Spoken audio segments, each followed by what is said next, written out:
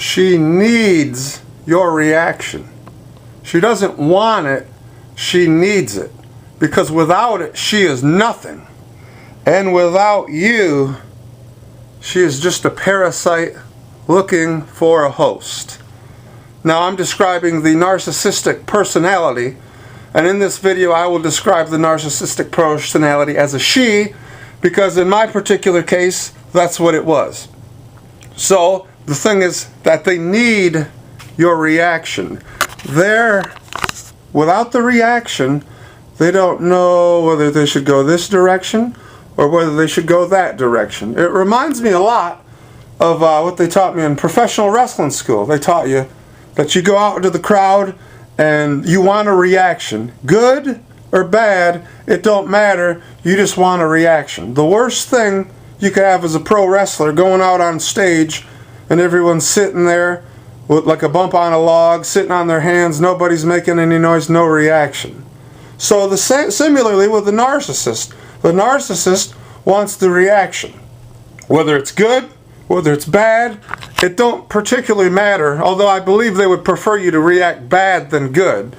But even if you react good, they still know what direction to go here. Oh, okay, I guess I won't go this direction, I'll save that for later, I'll go this direction. And so they keep feeling you out until you finally find out they're a parasite and you remove the parasite from your life.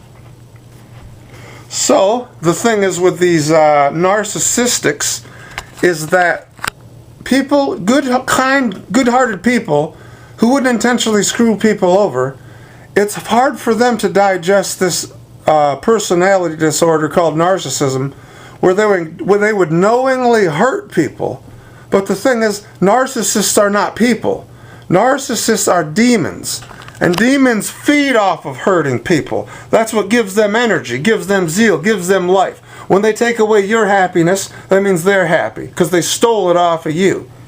So anyways, narcissists, they're very, very weighed down with the chains of shame that are attached to all the things they do. Because deep down inside, the narcissist knows that what she's doing isn't right, and that's why they're overwhelmed with this sense of guilt and shame. Shame is the narcissist god. It leads them.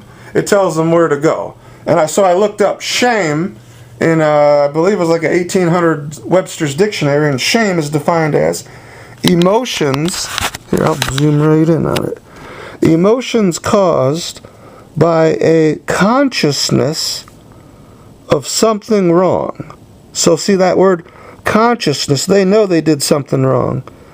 Okay, something wrong or dishonoring in one's conduct or state.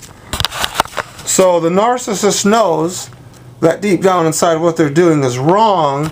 That's why they have so much shame. And with the narcissist, their default reaction to you is usually one of two things: shame and guilt. Especially guilt.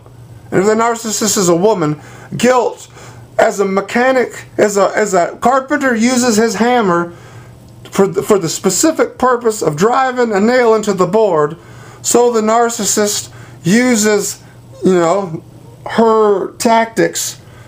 I just don't like narcissists. That's why I do all these videos. And I read today that a lot of teenagers and young men are joining, the MGTOW movement, and they're waking up to these women, and that blesses my heart to hear that, because that's the next generation. That's who we need to be focusing on, is on these young, impressionable minds before the globalists get a hold of them, or these feminists. So then they grow up to be male feminists, and as a man they're a failure. But in society's eyes, that's supposedly a success. So anyways, with these narcissists, like I say, they need your reaction. Without it, they are nothing. So if you are, let's say you're married to a narcissist, unfortunately, you're kind of stuck. And I feel for you because I was there. Just felt trapped. Felt like a rat trapped in a corner. What do I do now? It got so bad to the point where the narcissist made me feel like a visitor in my own house, kind of thing. Anyways, that's why, I'm living alone from this point forth, because ain't nobody going to take my house away from me.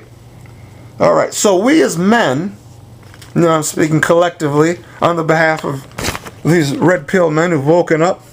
We as men are withdrawing our consent from marriage, from relationships, and from living in the same house as a woman. Keep this in mind. As we close this video, keep this in mind. You can't get divorced if you don't get married. And you can't get cheated on if you don't commit. Stay tuned for more videos.